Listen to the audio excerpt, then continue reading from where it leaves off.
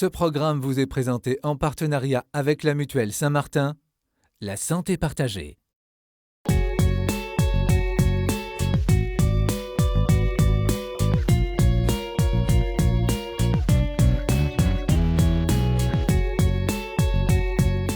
m'appelle Virginie, j'ai bientôt 32 ans. Je suis autonome. J'ai fait les courses toute seule. J'adore écrire, lire, dessiner. Nous sommes dans un centre de vie pour adultes handicapés à Paris. Comme Virginie, ici vivent 17 autres femmes de 29 à 58 ans. Virginie travaille, elle paye elle-même le loyer de sa chambre où elle vit 4 jours par semaine et certains week-ends. Le reste du temps, elle est chez ses parents. Indépendante et organisée, elle a déjà pensé à son avenir. Dans l'avenir, je crois que je vais rester au foyer, comme mes parents ne sont pas là. L'après-parent de ses enfants, comment l'aborder ? Marie-Laurence et Jean-Philippe y réfléchissent, à deux ou accompagnés par d'autres parents ou professionnels. Je vous aime, voilà. Ah bah ça c'est une bonne nouvelle. Je vous le dis, c'est une bonne nouvelle. On s'en doutait, mais c'est tellement mieux quand c'est dit. On est soucieux qu'on prépare un maximum de choses et que ça se passe au mieux. Je dirais qu'on a forcément une petite angoisse parce qu'on sait qu'on ne gérera pas tout. On ne sait pas ce que Virginie devient les années passant. Elle aura peut-être plus de difficultés physiques ou mentalement. Mais on n'y pense quand même pas tous les jours. Je crois qu'il faut aussi prendre un peu de recul et essayer de se renseigner pour prévoir au mieux, sachant que la vie a des bouleversements, des opportunités nouvelles, des portes qui se ferment. Donc il faut essayer toujours de piloter en ayant une petite mesure d'avance de façon à éviter l'urgence.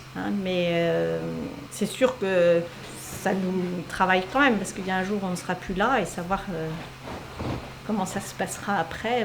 Justement, il faut essayer de s'organiser pour avoir des structures qui permettent qu'elle n'ait pas un peu un double travail et de deuil et de bouleversement de vie au moment où on ne sera plus là. Trouver la bonne structure, le bon lieu de vie, celui qui permettra à leur fille d'apprendre et de s'adapter, c'est le début de la réponse pour ses parents. Ici, on est dans un lieu de vie qui a effectivement une certaine protection, mais qui aussi engage à des obligations. D'agir, de mettre le couvert, de faire des choses, de ne pas faire certaines choses qui sont gênantes pour les autres. Donc je veux dire, c'est la vie en société et ça, c'est très important. Une fois que tout ça est acquis pendant des années, c'est pas difficile de s'adapter à un contexte qui est du même genre. Je veux que du sucre. On a surtout le souci de ne pas inscrire le système comme dépendant de ses frères et sœurs.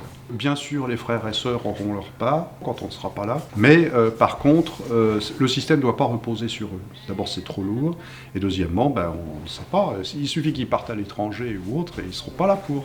Donc il ne faut pas que le système repose sur la fratrie. Il y a deux facteurs qui ont beaucoup changé depuis 30 ans. C'est un, les personnes trisomiques vieillissent. Alors qu'hier, en gros, à 40 ans, elles étaient vieilles et elles allaient mourir avant leurs parents. Aujourd'hui, la plupart du temps, elles survivent à leurs parents. Donc c'est une question nouvelle pour les familles, dans un environnement qui a beaucoup changé, parce qu'en gros, hier, c'était de chercher l'établissement qui allait lui convenir, où il allait rester toute sa vie, alors qu'aujourd'hui, on raisonne en termes de projet de vie, et donc il va pouvoir développer un projet de vie professionnel, peut-être en entreprise, un projet de vie habitat, peut-être en autonomie, accompagné, un projet de vie affective, dans des lieux de rencontre, etc. Et que pour les parents, ça pose des tas de questions, avec des tas de possibilités, mais aussi des tas d'inquiétudes. Une des questions majeures, c'est qu'est-ce qu'il deviendra après nous, qui l'accompagnera.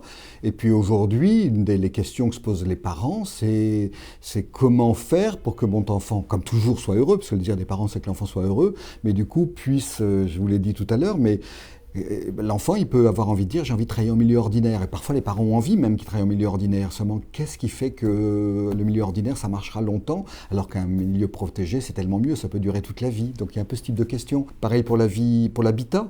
C'est sûr qu'un foyer, ça rassure, un foyer d'hébergement à vie. Mais en même temps, l'enfant, quelquefois, il dit « moi, je veux vivre dans un appartement et avec un service d'accompagnement ». Et c'est possible aujourd'hui. Oui, mais qu'est-ce qui se passera si un jour ça va moins bien et nous, on ne sera plus là pour l'aider ? Qui prendra en charge mon enfant ?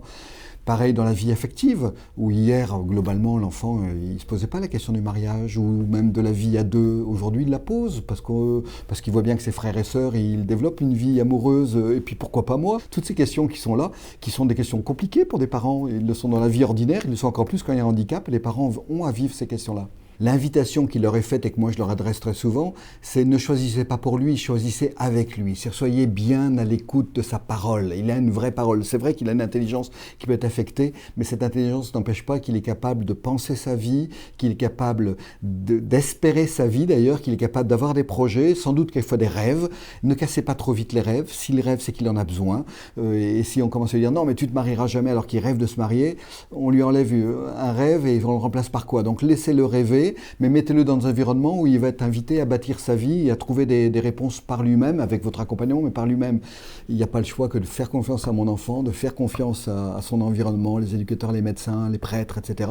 De faire confiance à mon conjoint, de me faire confiance à moi-même aussi, voilà, faire confiance en Dieu. Du coup, la seule réponse que j'ai derrière, c'est parce que personne n'est parfait, ni mon enfant, ni l'éducateur, ni le médecin, ni le prêtre, ni mon conjoint, ni moi-même. Mais Dieu habite nos failles. Et mon enfant trisomique, c'est bien son enfant. C'est bien l'enfant de Dieu. Donc il l'est aujourd'hui, il le sera demain. Donc faire confiance à Dieu qui va travailler dans cet environnement et faire en sorte que le meilleur sorte pour mon enfant.